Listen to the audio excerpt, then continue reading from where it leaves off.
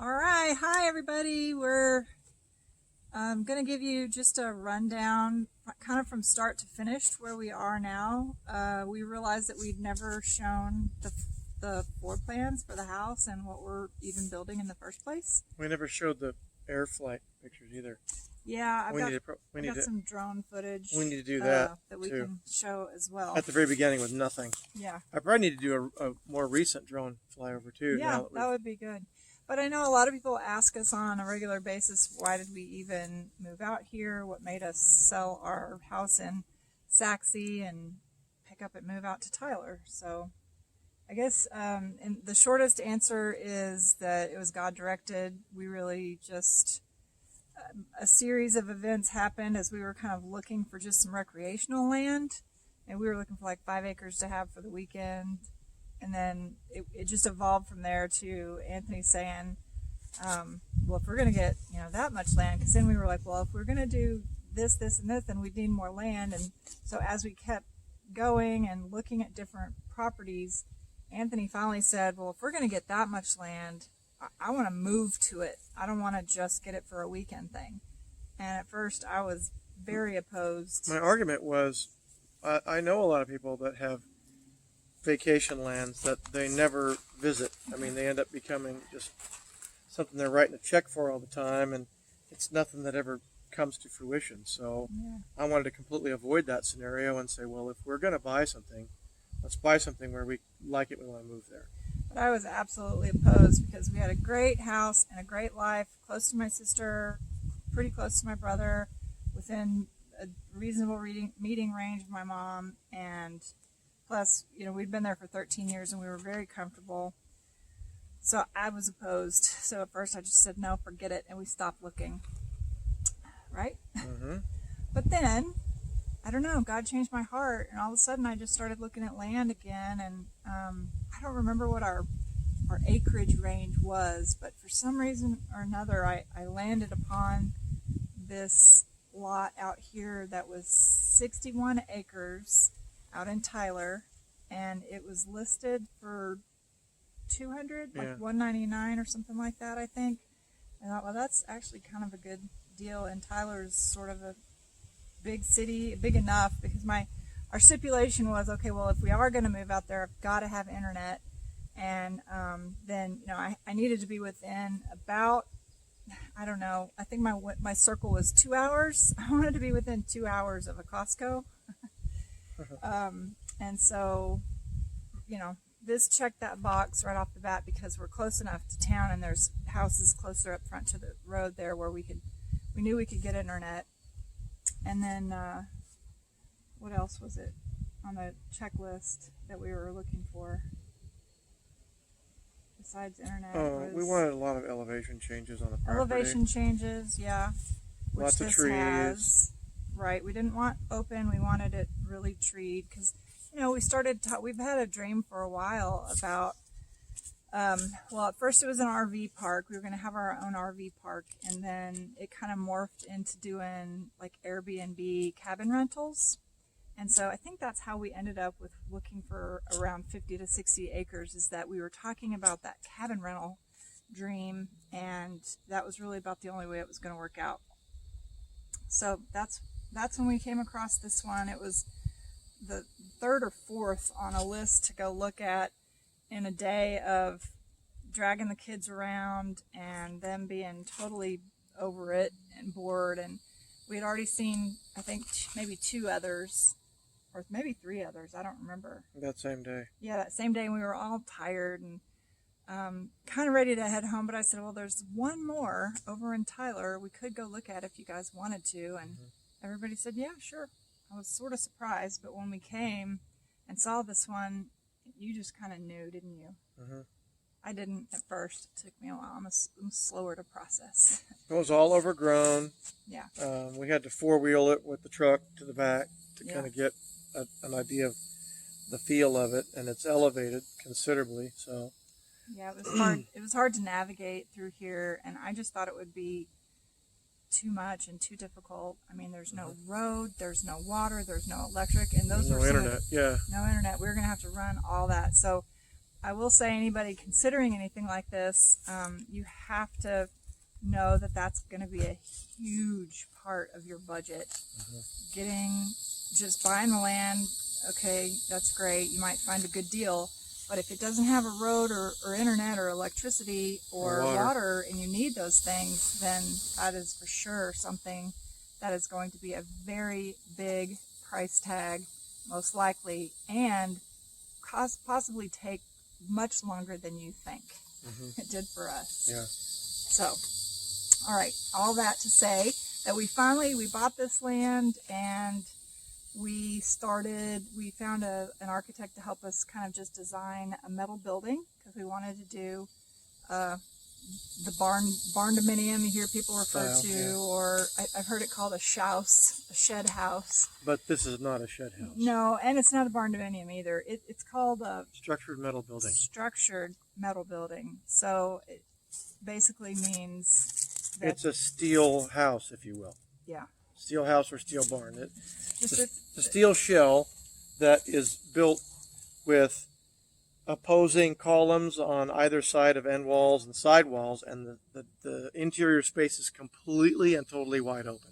So it supports itself with the exterior, kind of like a bug and an exoskeleton. After you put the shell on the outside of the building, which is the skin, that becomes super, super strong and super solid. And that just was, it seemed cost efficient at the time, because I had set up to do that. I was going to do that. And that's kind of where it started. Yeah, he was going to build it himself. He's like, oh yeah, metal building. That seems easy enough. Well, I didn't think that, but I thought that it was doable. It was doable, which it ended up not being doable. So there's another little nugget for you. If you think you're setting out to build your own metal building, maybe. There might be some of them that are more like kits, or maybe not quite to this level of fabrication. Yeah, this is elaborate. This requires heavy equipment and a really good fundamental knowledge and understanding of how they go together. Without experience and knowledge in that, you'll get, at least I did, I got to a place where once all the columns were up and the footers were in, I really didn't know what to do beyond that. Yeah. So then it was time to start bringing in some help. Yep. And we went through a lot of drama with getting help, because good help is hard to find. And at first we were just kind of looking for people here and there, but they just weren't reliable, and the progress was very slow. So we finally pulled the trigger on just hiring a company to come and help us do it. And that first company we hired he was making too many mistakes, and then all of a sudden he just one day didn't show up anymore, and we kind of realized why later, that he was in over his head. He didn't know what he was doing. So then we found Guillermo, and you guys have probably heard us referring to him in other videos, but he's excellent, and he knows what he's doing, and he's good at not only building the steel, but he's been good at other things like framing out some of the inside, as you've seen some of our videos with framing out the shop upstairs, and of course now the downstairs too for that. So that was good. That's been great. So now we're finally off and running, but still, we really thought, get him, Frito. We really thought we would be further along by now, and we're not. It is what it is. Yeah. So, the shop is, what percentage would you say the shop is done? Certainly the outside is done. The inside he has almost fully wired and plumbed for electric and internet. And then we are waiting for the foam. Right. And then once the foam comes, we can put floors down and then start moving furniture and put in lights. Well, we got to put walls. Floors, walls. Okay. Upstairs. Then, floor, walls, and then cabinets for the kitchen, the oven, toilets, sinks, all that has to go in. Then we can move in there. Right. Give me a second. I'm just going to check and make sure this is still going. Yeah. All right. Okay, so then, there I said queso, like you do. but we wanted to kind of just stop today. Today's July 4th, so happy Independence Day, and we all know that our freedom was not, is not, and will not ever be free. It's something we have to fight for, and we're grateful to all those who have fought for our freedom, you included, honey. So thank you for that. For the veterans, military folks that are willing to step up and sacrifice for our country. And even more than that, though, just that Jesus was willing to sacrifice himself on the cross for us, for our sins, even while we were yet sinning. That part blows me away. That's a big deal. He's forgiving us as we're hanging him on the cross and killing him. You know, that's just pretty amazing. Okay, so now on that note, we're going to show you the floor plans. Or actually, this is the front. Will you hold this side over here? This is what the front of the house is expected to look like. Yeah, we got. So I had originally chosen kind of a vibrant blue like this, a little bit on the darker side, and unfortunately, when we ordered it, they were out of that color, and I had to just on the spot, like within an hour, you got to decide or it's not going to ship today. And so I just picked a different color blue. It's a little lighter. We'll see what it looks like. Yeah, I'm hoping it'll be pretty. I think it'll be fine. And then the other thing that happened is as we were, what happened with the roof line here with the peak? Why did we have to straighten this out? We had to straighten it out to where now it's not this roof line here. Oh, because of the cost. Just that it. Yeah, that was the additional cost of doing this gable extension was, I don't know, $5,000 or $10,000 more. It was considerably more expensive. So we elected not to do that. Yeah, so now it's just going to be, this roof line won't be pointed like that in a gable style. It'll just be flat across. So, you know, we have to make sacrifices. You can always add something later. Yeah, well, he says we could maybe enhance it later down the road. But anyway, this will be where we've got a one-car garage here because we've got, you know, the shop for his truck. So I just needed one space to come in here for the garage. And when you go in, this is going to be the living room in the front. And we do have a lot of windows. You can see we really wanted this to be open and let all the light in. And I don't like the dark. I like the light. So, and we're going to get a door with a lot of the windows like that. And so this will be in the front half, it'll be the living room. And then behind the living room, it'll be the kitchen. And then over on this side will be the master bedroom, the master closet, and then the utility room. And then over on this side of the house, it will be the 3 other bedrooms that are there and like a really small little game room, playroom. It's very small. Okay, so do you want to show something else? No. Oh. Well, I thought there's another view back here that's a little bit more of the back as well. Because there's, yeah, let's just do the multi-view. Yeah. Okay, so this one kind of shows angles of the front again. Can they see it? And then, I think so. Yeah, okay. Hopefully. And then this one right here shows that this is the back, and this is our patio that's going to be, it's 10 by 70, the length of the house. So I'm excited about that and the fun things we're going to be able to do back there. This is just a potential rendering of how the kitchen would look. And then, let's see, garage elevations. Am I holding this by myself at this point? Garage elevations. I don't think we really need to see these. So these are fun to work with, aren't they? And then there was one other I thought I was going to show. Nah. It was the actual floor plan itself, but I don't think I have it in this roll. I have it in a different roll. So here's just the front. This shows the front and the back elevation. So that's just maybe a little bit clearer to see that part. Okay, so there we go. Okie dokie, okie dokie. Yeah, so what else do you want to cover while we're chatting? Is that it? Yeah, I think so. Okay, I'll put these together later. So yeah, I think you've been kind of quiet and mellow today. Usually you're the one in front of the camera chatting a lot, so. It's your turn. Yeah. But I think it's been fun to do these videos. I know we don't really have a lot of people that are subscribed. Not that, that matters, but if you do subscribe, it it just pings you to let you know when we post an update out here. And so if you are interested in how we're doing in our progress, that'll get you that. And you know, we have kind of just this handful of view counts on ours every day, but it makes me smile, because I think even if it's 5 people or 20 people or 40 people or whatever it is, I know that those are our friends and our family, and that you guys are, you know, just checking in with us to see what progress we've made, because we'd love to invite you out more.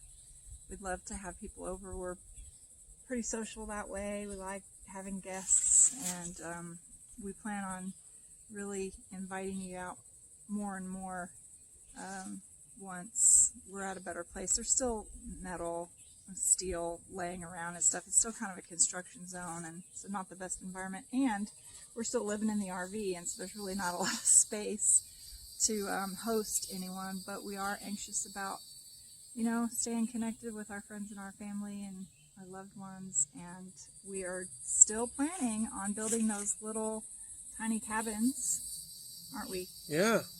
I say we loosely. We got to finish the house first. It's all him. Right now, it's just a bunch of, it's behind us. You can't see it, but I'll show him pictures. yeah, it's just a bunch of steel and the concrete. There's most of the columns are up at this point, but columns still need to be finished. Then all the girts need to be put in place. Then the joists or the purlins, and then finally the shell, the steel goes on with the windows and doors. We're probably a month out before even that gets done. So yeah, and that's just the shell. That's the shell. And then we have quite a ways to, Yeah. you know, get the inside of the house done. But I think at this point our plan is that we're going to get the house, as soon as it's dried in, we'll start moving some of that furniture over here from the shop. And that will give us more elbow room in the shop, which will be great, because all our stuff is stored in there now, everything from our house. Our whole life is stored over in that shop.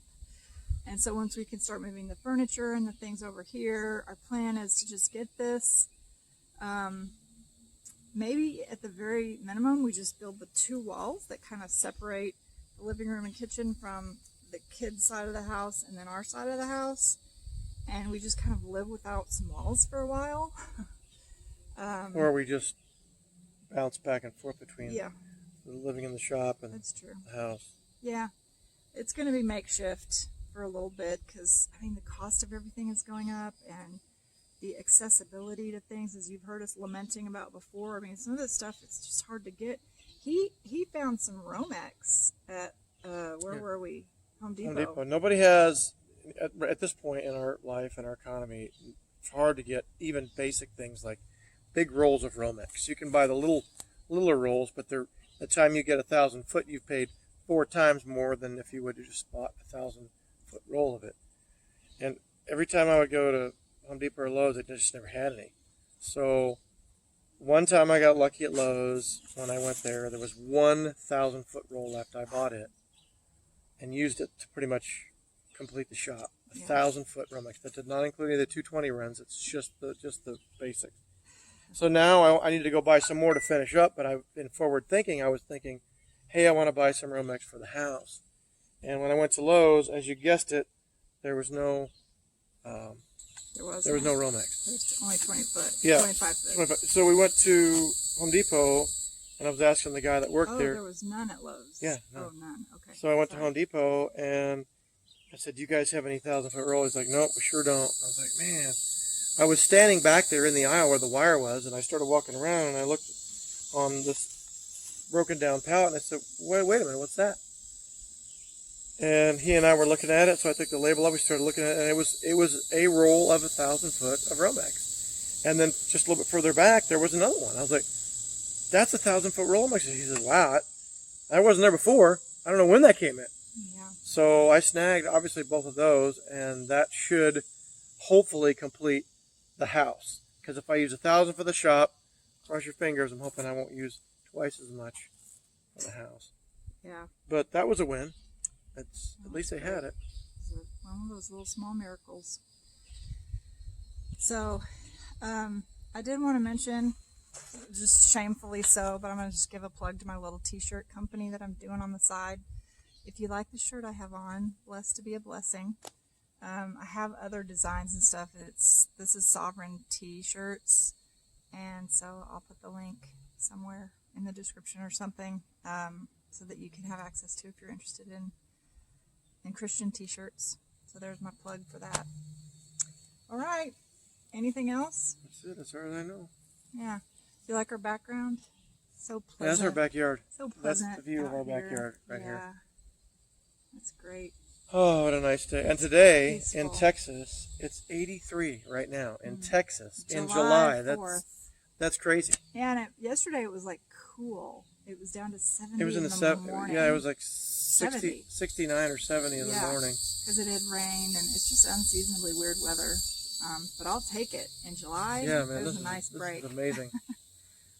So, all right. I think that's it. Peace out. All right. That worked out. Well, Frito was a good